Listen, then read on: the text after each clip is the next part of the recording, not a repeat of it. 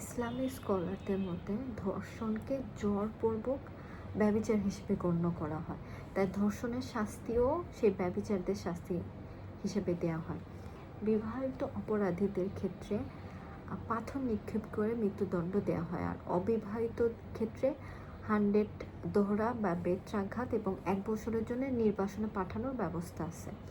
এখন আরেকটা নিয়ম আছে, সেটা হচ্ছে নাম হিরাবা। এটা অর্থ হচ্ছে আপনি ডাকাতির মুখে পড়লেন, তখন আপনাকে সন্ত্রাসীরা অস্ত্র ঠেলে বা ছিনতাইকারীরা আপনাকে রেপ করলো, তাদের অপরাধের বিচার হচ্ছে অপরাধীকে মৃত্যুদণ্ড দেয়া, দেন হাত পা কেটে ফেলা আরেকটা বিচার, আরেকটা হচ্ছে ক্রুশবিদ্ধভাবে হত্যা করা। এখন আগের যুগেরটা আমি বাদ দিই, এখন বর্তমান যুগে কিভাবে প্রুফ করা হয়। এখন বর্তমান যুগে ডিএনএ টেস্ট, মেডিকেল রিপোর্ট, তারপর সিসিটিভি ক্যামেরা, ইভেন কোনো উইটনেস থাকলে এই হিসেবে বিচার করা হয়। এবং বাংলাদেশের সর্বোচ্চ আইনটাই আছে মৃত্যুদণ্ড, যদিও হয় না। ইসলামে ধর্ষণের শিকার নারী কিন্তু কোনো পাপীও না, কোনো শাস্তির যোগ্যই না, সে একজন ইনোসেন্ট। কিন্তু এখন আমাদের যুগটা দেখেন, আমাদের অবস্থাটা দেখেন, আমাদের সর্বোচ্চ শাস্তি দেওয়া আছে মৃত্যুদণ্ড। কয়টা হচ্ছে, কি হচ্ছে দেখেন। আমি এখন কিছু কথা বলবো, মানে আমার মনের কথা। এই যে আসিয়া বলেন, তনু বলেন, রামিসা বলেন, এদের রেপ হচ্ছে এবং প্রতিদিন কত যে হচ্ছে, কোনো হিসাব নাই, কোনো বিচারও নাই দেশে, কোনো হিসাবই নাই।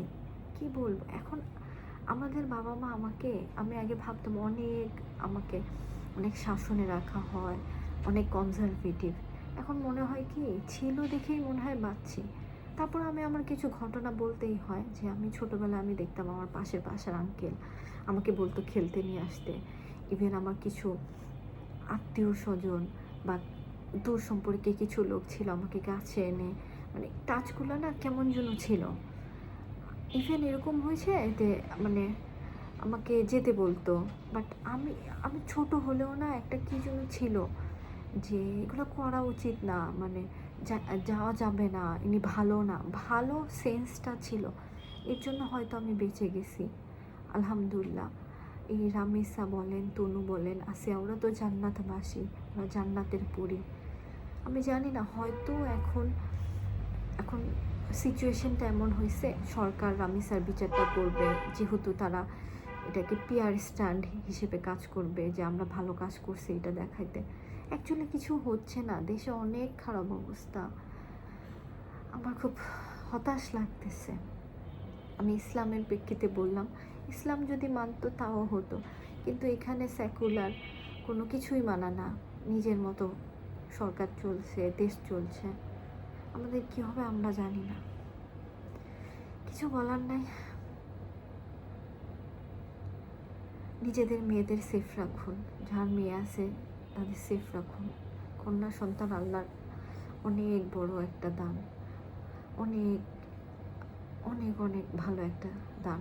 কন্যা সন্তানকে ভালো মতো মানুষ করতে পারলে আপনি জান্নাতে যেতে পারবেন। যার সন্তান আছে সে বুঝে, এই পশুগুলা বুঝবে না। আল্লাহ হাফেজ, দোয়া করেন ওদের জন্য।